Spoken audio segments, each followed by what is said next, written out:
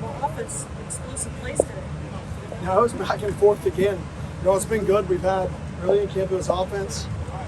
Here towards the end, it's been good defense. And then the last few days, it's been back and forth. And, that's a good sign for your football team. I tell guys after practice, like, if you leave practice and you felt like, oh man, we just dominated, it's usually a sign of a bad team, right? There's got to be balance to be a good football team. Coach, you've been making a lot of plays, especially just now in just that scrimmage, about having the D-line be aggressive, but it sounds like not too aggressive. What was your message really after what you saw today, especially from that front seven? Yeah, D-line's, doing a good job. Well, one, stay away from the quarterback, right? And two, I wanted to find a scenario where I could lose my shit today and see how we responded, right? So it just happened to be that we hit the quarterback, and it was a perfect situation for me to go absolutely bat crap crazy and see how we respond as a football team, see who loses their mind, who can refocus themselves. And what I love is I went bat crap crazy on the defense, right? As crazy as I've been. And guess what? 2 plays later, they executed. Shamari stayed dialed in. They jumped a wide hitch and intercepted the football. Right? That's winning football. Teams that can respond to those chaotic environments, and that's what I was trying to create today.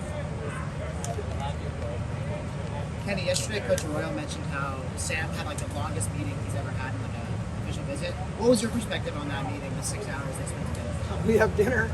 That was my perspective. Like, holy cow, we got dinner, guys. We've been in here since post-lunch, and now we have dinner. He has to change. But no, in all seriousness, it was when I said to myself, okay, this is a guy. Because it's not just when you bring quarterbacks on campus, you're interviewing them just as much as they're interviewing you, right? When you sit in those meetings and you talk to those guys, you're getting a blueprint of what you're going to coach. It takes a certain kid to be a successful quarterback. So when he was in there for 6 hours, and I walked in there at about an hour, and I'm like, sat in there, then I walked in there about an hour and 45, then about 3 hours, then 4 hours, and I'm like, this kid's still dialed in. It matters to him. Like, he loves this crap. And that's a sign of a quarterback that can lead and win football games. So that was my impression. Let's get this kid. Holy cow. Like, we won. As a redshirt freshman, how impressed are you by Sam's leadership so far up to this point? Yeah, I think he's grown a lot, and I think he's getting way more comfortable in your own skin. I think part of leadership is understanding like when to push certain buttons, right, and who to push what buttons with what people. Like I said the other day, and I think early he led how he wants to be led. Like, that kid responds to people getting after him. He loves it. He embraces it. His brother's a safety in the NFL. His dad was a Division I football player. Like, he loves that, like, competitive juices and the getting after you and the yelling at each other. But not everybody responds like that. So you have to lead in not just the way that you respond to, but you have to be able to learn your teammates at a level to lead each individual group or each individual player better. And I think he's slowly learning those other leadership styles, not just that alpha style, which is, you can't coach the alpha in somebody. So I'd much rather tone somebody back and try to say, we need more. So big fan of his leadership style. How have you seen team-wide accountability, not just from Sam holding people accountable?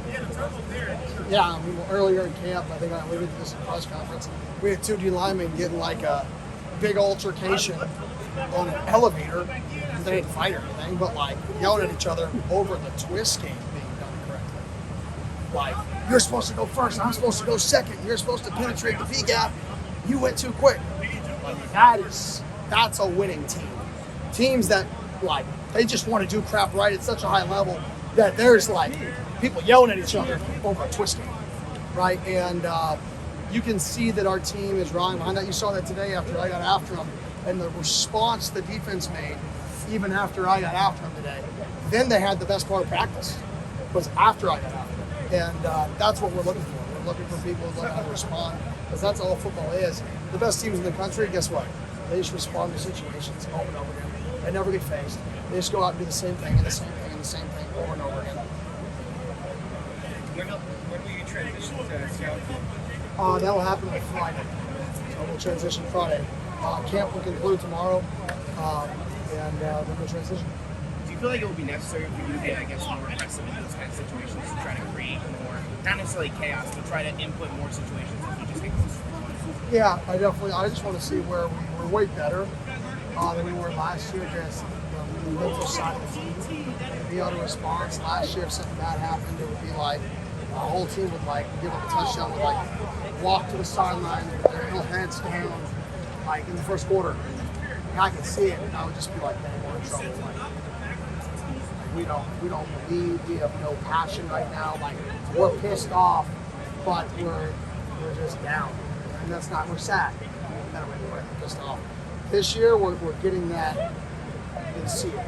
And that's what wins football games. It's people that give up a 75-yard play and somebody sprints from the other side of the field, swipe tackles a heel, right? 3 plays later, cause a turnover, right? 3 plays later, hold with 3 points. And you do that once or twice a game. And it's an 8-point difference.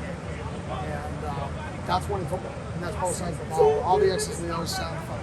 And they are fun. They're really important. Don't get me wrong. They're super important. But they're not as important as effort, mindset, and talent. Those 3 things are the most important things.